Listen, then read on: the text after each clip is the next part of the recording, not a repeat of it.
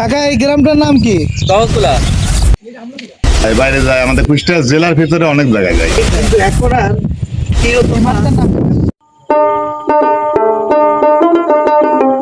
বাজারের সরু রাস্তা, মাঠের হালকা ধুলো, হাতে লেগে আছে শ্রমের ঘ্রাণ। এই প্রতিটি দৃশ্যই দহকুলার গল্প বলে, যেখানে মানুষ থাকে মাটির মতো সরল আর স্মৃতি থেকে যায় চিরকাল। প্রিয় দর্শক শ্রোতা মণ্ডলী, আজকে আমি চলে এসেছি কুষ্টিয়া জেলার অন্যতম বড় একটি গ্রামে। গ্রামটির নাম হলো দহকুলা। এখন দাঁড়িয়ে আছি দহকুলা সরকারি প্রাথমিক বিদ্যালয়ের সামনে। এই ছোট্ট প্রাথমিক বিদ্যালয়ের সামনে দাঁড়িয়েই শুরু হয় স্বপ্নের প্রথম অক্ষর। আজকে আপনাদের ঘুরিয়ে দেখাবো দহকুলা গ্রামের প্রাকৃতিক সৌন্দর্য, ইতিহাস এবং ঐতিহ্য। পাশেই দহকুলা মোহাম্মদ শাহী উচ্চ বিদ্যালয়, যেখানে বড় হওয়ার সাহস শেখে সন্তানেরা।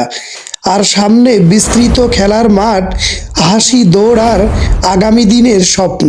এই স্কুল, এই খেলার মাঠ থেকেই যেন প্রথম স্বপ্ন দেখা শুরু হয়।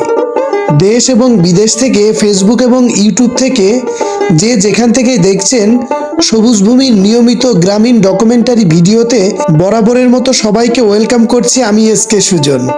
এখন আপনাদের ঘুরিয়ে দেখানোর চেষ্টা করব দহকুলা বাজার। এটি শুধু কেনা বেচার জায়গা নয়, এটি দহকুলা গ্রামের হৃদয়ের স্পন্দন। এই বাজারেই ঘুরে গ্রামের অর্থনীতি। টাকা নয়, বিশ্বাস আর সম্পর্কের হিসাবেই চলে এই বাজারে। হাসি, দর কষাকষি, পরিচিত মুখের ডাক, সব মিলিয়ে দহকুলা বাজার মানেই জীবনের গল্প। এই বাজার বাঁচে বলেই দহকুলা বাঁচে, আর দহকুলা বাঁচে সাধারণ মানুষের শক্তিতে। দহকুলা বাজারের কোল ঘেঁষেই গড়ে উঠেছে জীবনের আরেকটি অধ্যায়। এখানে আছে সরকারি প্রাথমিক বিদ্যালয়, যেখানে শিশুরা শেখে জীবনের প্রথম পাঠ। পাশেই ঈদগাহ মাঠ, যেখানে বছরের কয়েকটা দিনে সবাই এক কাতারে দাঁড়িয়ে ভাগ করে নেয় আনন্দ। আর মাদ্রাসা, সেখানে শিক্ষা মানেই শুধু বই নয়, মানুষ হওয়ার দীক্ষা। বাজারের কোলাহল আর আজানের ধ্বনি, শিশুর হাসি আর মানুষের বিশ্বাস, সব মিলিয়ে দহকুলা শুধু বসতি নয়, একটি সম্পূর্ণ জীবন। দহকুলা গ্রামটিতে রয়েছে কিছু শতবর্ষীয় পুরনো স্থাপনা। তার মধ্যে অন্যতম হলো এই কুয়াটি, প্রায় 500 বছরের নীরব সাক্ষী। কত প্রজন্মের তৃষ্ণা আর বিশ্বাস জমে আছে এর জলে। যদিও এখন জল নেই। পাশেই হজরত শাহ দরবেশের মাজার, যেখানে মানুষ আসে মন ভরাতে। প্রতি বছরে ভক্তদের মিলনে এখানে বসে মেলার মতন আয়োজন। দহকুলা পালপাড়া, যেখানে মাটি শুধু মাটি নয়, প্রজন্মের পর প্রজন্মের গল্প। এই হাতে গড়া হাড়ি, কলস, পিঠা বানানো ছাঁচ, মাটির ব্যাংক, মাটির মালসা সহ পায়খানার চাক। আজও কিছু শিল্পী আপন হাতে মাটি ঘুরিয়ে বানান জীবিকার স্বপ্ন। এই মৃৎশিল্পই দহকুলার ইতিহাস, যা ধরে রেখেছে অতীত আর লড়ছে বর্তমানের সাথে।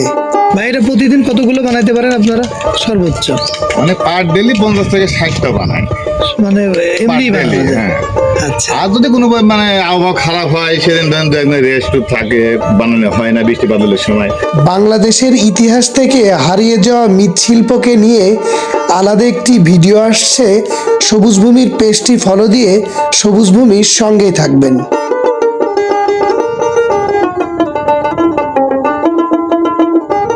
খোলা আকাশের নিচে রূপসী বাংলার সেই মাঠ, খালি পায়ে হাঁটার মজাই যেন ছিল অন্যরকম। গ্রামের সৌন্দর্যের পরিপূর্ণতাটা পাই যেন বাংলার কৃষকের সঙ্গে কথা বলার পর। এখন আমরা কথা বলবো। কবি যেন বলেছিলেন, মাটির বুকে যার ঘাম ঝরে, তিনিই বাংলার আসল কবি। এই কৃষকের হাতে লেখা হয় আমাদের প্রতিদিনের অন্নের গান। কাকা আসসালামু আলাইকুম। ওয়ালাইকুম আসসালাম। ভালো আছেন? আলহামদুলিল্লাহ। আপনাদের এই গ্রামে সব থেকে চাষাবাদের দিক থেকে কোন চাষটা বেশি হয়? ধানের চাষটাই বেশি হয় আমাদের এলাকায়। তাই